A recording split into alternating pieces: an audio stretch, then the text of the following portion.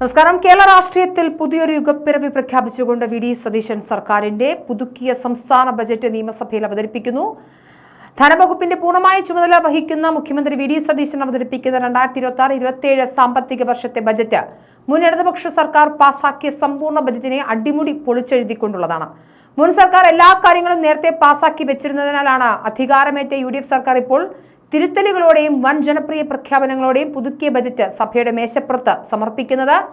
എന്നാൽ സംസ്ഥാനത്തിന്റെ സമഗ്ര വികസനത്തിനായി പ്രയോജനപ്പെടുത്താനുള്ള വിപ്ലവകരമായ പദ്ധതികൾ ആണ് മുഖ്യമന്ത്രി തന്നെ പ്രസംഗത്തിൽ ഉടനീളം പ്രഖ്യാപിച്ചുകൊണ്ടിരിക്കുന്നത്. പ്രതിസന്ധികൾ ഒരുപാടുണ്ടെങ്കിലും KSRTCയിലെ സൗജന്യ യാത്ര അടക്കമുള്ള ഇന്ദിരാ ഗ്യാരണ്ടികൾ ഇതിനോടകം ജനങ്ങളിലേക്ക് സർക്കാർ എത്തിക്കാൻ സാധിച്ചെന്നും അംഗനവാടി ജീവനക്കാരുടെ ഉൾപ്പെടെയുള്ള ഓണറേറിയം വർദ്ധിപ്പിച്ചു കഴിഞ്ഞതായും മുഖ്യമന്ത്രി അറിയിക്കുന്നുണ്ട്. എന്തായാലും സംസ്ഥാനത്തെ സാധാരണക്കാരായ ജനങ്ങൾക്കും കർഷകർക്കും വലിയ ആശ്വാസം നൽകുന്ന പ്രഖ്യാപനങ്ങളാണ് സതീശന്റെ ബജറ്റിന്റെ പ്രധാന ആകർഷണം. ഏറെ നാളായി കേരളത്തിലെ കർഷകർ ആവശ്യപ്പെടുന്ന റബ്ബറിന്റെ താങ്ങുവില 250 രൂപയായി ഈ ബജറ്റിലൂടെ സർക്കാർ ഉയർത്തിയിരിക്കുകയാണ്. ഇതിനൊപ്പം തന്നെ തീരദേശവാസികൾക്കൊക്കെ ആശ്വാസമാകുന്ന പോലെ മണ്ണെണ്ണ സബ്സിഡി 50 രൂപയാക്കി വർദ്ധിപ്പിക്കുകയും ചെയ്തു. സംസ്ഥാനത്തെ പാലുൽപാദനം പ്രതിവർഷം 1 കോടി ലിറ്ററാക്കി ഉയർത്തുക എന്ന വലിയൊരു ലക്ഷ്യവും സർക്കാർ മുന്നോട്ട് വയ്ക്കുന്നു. ദുർബല വിഭാഗങ്ങളുടെ ക്ഷേമത്തിനായി വൺ കേരള കരുതൽ മിഷൻ എന്ന പേരിൽ പ്രത്യേക പദ്ധതിയും ബജറ്റിൽ വിഭാവനം ചെയ്യുന്നു.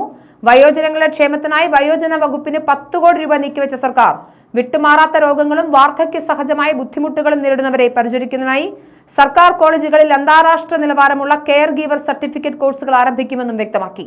ആരോഗ്യ മേഖലയിലും വിദ്യാഭ്യാസ മേഖലയിലും വൻ കുതിച്ചുചാട്ടത്തിനാണ് ബജറ്റ് വഴി തുറക്കുന്നത്. എല്ലാ കുടുംബങ്ങൾക്കും 20 ലക്ഷം രൂപയുടെ ആരോഗ്യ ഇൻഷുറൻസ് പരിരക്ഷ ഉറപ്പാക്കുന്ന ചരിത്ര പ്രധാനമായ ഉമ്മൻചാണ്ടി ഇൻഷുറൻസ് പദ്ധതി മുഖ്യമന്ത്രി പ്രഖ്യാപിച്ചു. ഇതിന്റെ പ്രാഥമിക ആവശ്യങ്ങൾക്കായി 10 കോടി രൂപയാണ് വകയിരുത്തിയത്. മികച്ച ആരോഗ്യ സംവിധാനം ഒരുക്കുന്നതിന്റെ ഭാഗമായി Kerala health and life science സിറ്റിക്കായി 100 കോടി രൂപയും നീക്കിവെച്ചു. വിദ്യാർത്ഥികൾക്ക് ഉയർന്ന പഠനത്തിനും ജോലി കണ്ടെത്താനുമായി കേരളത്തിൽ തന്നെ അവസരങ്ങൾ സൃഷ്ടിക്കുന്ന കേരള നോളജ് വാലി പദ്ധതിക്കായി 100 കോടി രൂപയും പിന്നാക്ക ജനവിഭാഗങ്ങളുടെ പുരോഗതി ലക്ഷ്യമിട്ട് വയനാട് ട്രൈബൽ സർവകലാശാലയ്ക്കായി 50 കോടി രൂപയും ബജറ്റിൽ അനുവദിച്ചു. പ്രകൃതി ദുരന്തങ്ങളെ ശാസ്ത്രീയമായി നേരിടാനും അതിനെക്കുറിച്ച് വിശദമായി പഠിക്കാനുമായി 15 കോടി രൂപ വകയിരുത്തി കേരള ഡിസാസ്റ്റർ റെസിലിയൻസ് സെന്റർ സ്ഥാപിക്കും. കേരളത്തെ സാമ്പത്തികമായും വ്യവസായപരമായും ഉത്തേജിപ്പിക്കുന്ന ഒട്ടനവധി വ്യവസായ ഇടനാഴികളും വികസന പദ്ധതികളും ബജറ്റിലുണ്ട്. തലസ്ഥാന നഗരിയായി തിരുവനന്തപുരം, കൊല്ലം, ആലപ്പുഴ എന്നീ തെക്കൻ ജില്ലകളെ തന്ത്രപരമായ ദേശീയ പ്രാധാന്യമുള്ള ഏകീകൃത സാമ്പത്തിക മേഖലയെ യോജിപ്പിക്കുമെന്നതാണ് മറ്റൊരു പ്രധാന തീരുമാനം. ജനപ്രിയ പദ്ധതികളായ തിരുവനന്തപുരം, കോഴിക്കോട് ലൈറ്റ് മെട്രോ പദ്ധതികൾ യാഥാർത്ഥ്യമാക്കുമെന്നും മുഖ്യമന്ത്രി ഉറപ്പു നൽകുന്നു. കൊച്ചി, ആലുവ, പെരുമ്പാവൂർ മേഖലകളെ ബന്ധിപ്പിച്ചുകൊണ്ട് ഗ്ലോബൽ ഫർണിച്ചർ ഹബ്ബ് സ്ഥാപിക്കും. കേരളത്തെ ഒരു അന്താരാഷ്ട്ര സ്വർണ്ണ വിനിയോഗ കേന്ദ്രമാക്കി മാറ്റണം എന്നൊരു ഉദ്ദേശമുണ്ട്. ഇതിന്റെ ഭാഗമായി കൊച്ചി, തൃശൂർ ആഭരണ ഇടനാഴി സ്ഥാപിക്കാൻ 10 കോടി രൂപ വകയിരുത്തി. പ്രവാസികളുടെ നിക്ഷേപങ്ങൾ കൃത്യമായി വിനിയോഗിക്കാൻ പ്രവാസി ഇൻവെസ്റ്റ്മെന്റ് ഫണ്ട് രൂപീകരിക്കും.